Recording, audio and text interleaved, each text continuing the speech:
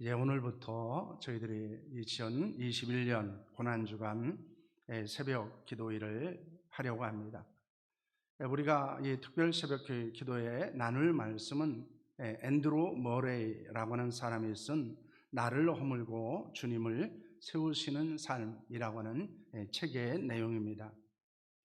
이 책은 그리스도를 내 삶의 주인으로 모시는 비결이라고 하는 부제가 붙어 있습니다. 우리가 이 삶에서 일어나는 진정한 변화는 어디부터 시작됩니까? 그것은 우리가 주인이 바뀌는 것으로부터 시작된다는 것입니다. 우리가 신앙생활을 한다는 것은 무엇입니까? 그 믿음의 대상이 바뀐다는 것이고, 그리고 삶의 방식이 바뀌는 것을 의미하고 있는 것입니다. 그러므로 우리가 그리스도인이 되었다라고 말하면서도 우리가 믿음의 대상을 바꾸지 않는다면, 다시 말하면 우리가 믿고 의지하는 신앙의 대상이 바뀌지 않고, 그리고 우리의 삶의 방식이나 방법이나 가치관들이 바뀌지 않는 것은 우리가 온전한 그리스도인으로 살아가지 못하도록 만들고 있다는 것입니다. 그러므로 우리는 이 주인이 바뀌는 변화로부터 모든 것들은 시작된다라고 하는 것을 우리는 기억할 수 있어야 합니다. 그러므로 내 자신이나 소유가 때로는 업적이 주인이 아니라 예수 그리스도께서 우리의 주인이 되어야 하는 줄로 믿으시기를 바랍니다. 그러므로 이 새벽 기도를 통해서 우리는 주인이 바뀌는 거룩한 은혜가 일어날 수 있기를 소망합니다. 그래서 믿음의 대상도 바뀌고 또한 우리의 삶의 방식들도 바뀌는 역사가 있기를 축원합니다. 바울은 고린도전서 3장에서 그리스도인의 삶에 대해서 두 가지 유형에 대해서 언급을 하고 있습니다.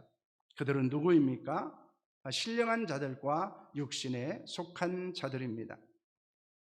육신에 속한 그리스도인은 어떤 상태에 있다고 성경은 증거하고 있습니까? 첫째는 유아기가 너무 오래 지속되는 상태입니다. 2절 말씀을 보시길 바랍니다. 함께 하겠습니다. 내가 너희를 젖으로 먹이고 밥으로 아니하노니 이는 너희가 감당하지 못하였음이거니와 지금도 못하리라는 말씀을 하고 있습니다. 태어난 지 한 달이 된 아이는 어머니의 품에서 안겨서 젖을 먹는 모습은 아름다운 것이고 당연한 것이고 매우 사랑스러운 모습입니다. 하지만 그 아이가 3살이 되어서도 여전히 어머니의 품을 파고들고 젖만 먹으려고 하고 밥을 먹지 않는다면 엄마의 근심과 걱정거리가 될 수밖에 없을 것입니다. 그런데 가슴 아프게도 많은 그리스도인들이 이와 같은 상태에 빠져 있다는 것입니다. 히브리서 5장 12절 말씀입니다. 함께합니다. 때가 오래되었으므로 너희가 마땅히 선생이 되었는데 너희가 다시 하나님의 말씀의 초보에 대하여 누구에게서 가르침을 받아야 할 처지니 단단한 음식을 못 먹고 젖이나 먹어야 할 자가 되었도다 라고 말씀하고 있습니다.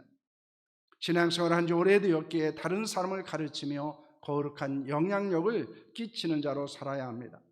그러나 영적으로 성장하지 않을 뿐만 아니라 역동적인 신앙생활을 할 수 않고 있다면 육신에 속한 그리스도인의 모습을 보이고 있는 것입니다. 둘째는 죄와 실패가 끊이지 않는 상태입니다. 3절 말씀입니다. 너희는 아직도 육신에 속한 자로다. 너희 가운데 시기와 분쟁이 있으니 어찌 육신에 속하여 사람을 따라 행함이 아니리요 라고 하는 말씀을 하고 있습니다. 육신에 속한 그리스도인에게는 시기와 분쟁이 있습니다. 시기는 다른 사람이 잘되고 성공하는 것을 축하하고 축복하지 못하고 샘을 내고 질투하는 것을 의미합니다. 분쟁은 다툼으로 인해서 소중한 관계를 깨뜨리고 다른 사람과 화평을 누리지 못하는 것을 말씀하고 있습니다. 그런데 시기와 분쟁은 우리 육신의 정욕을 따라 살아가기 때문에 나타나는 현상이며 행동이라는 것입니다. 그것은 하나님의 금하신 죄를 범하는 것입니다. 그리스도인으로 실패하는 삶을 살고 있는 것입니다. 인간적인 연약함을 인해서 일시적으로는 그럴 수 있습니다. 한두 번은 그럴 수 있다고 생각할 수 있습니다. 하지만 반복해서 죄를 범하고 영적 실패를 극복하지 못하고 있다면 육신에 속한 그리스도인이라고 볼 수밖에 없는 것입니다. 그러므로 육신에 속한 그리스도인은 반복되어지는 죄와 실패를 극복하지 못하고 계속해서 넘어지고 쓰러지는 자의 삶을 살아가고 있다는 것입니다. 그렇다면 반면에 신령한 그리스도인은 어떤 상태입니까? 첫째는 지속적으로 영적인 성장을 합니다. 베드로전서 2장 1절과 2절 말씀입니다. 함께 하겠습니다. 그러므로 모든 악독과 모든 기만과 외식과 시기와 모든 비방한 말을 버리고 갓난아들같이 순전하고 신령한 젖을 사모하라. 이는 그로 말미암아 너희로 구원에 이르도록 자라게 하려 함이라는 말씀을 하고 있습니다. 어린아이가 잘 성장하기 위해서 필요한 것은 무엇입니까? 그것은 잘 싸는 것입니다. 잘 놓는 것입니다.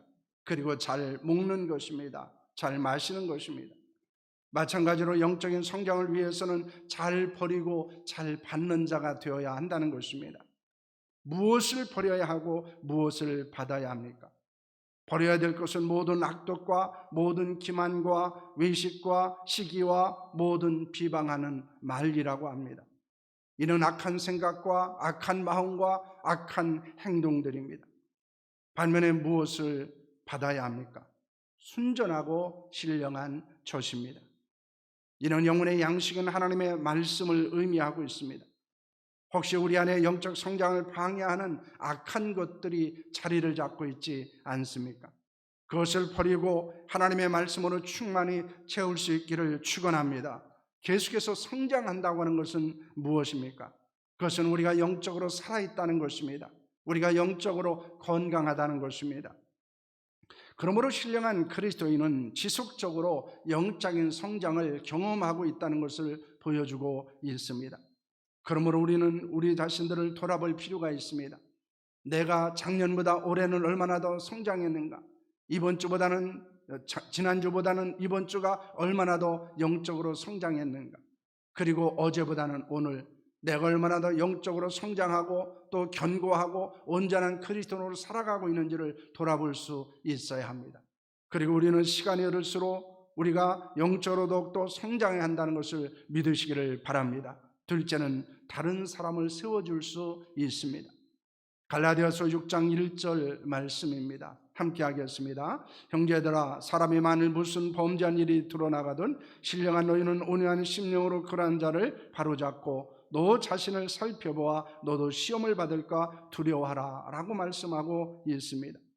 육신에 속한 그리스도인이 누군가의 도움을 받지 않으면 제대로 신앙생활을 할 수 없는 반면에 신령한 그리스도인은 연약한 성도들을 세워주는 자로 살아가게 된다는 것입니다.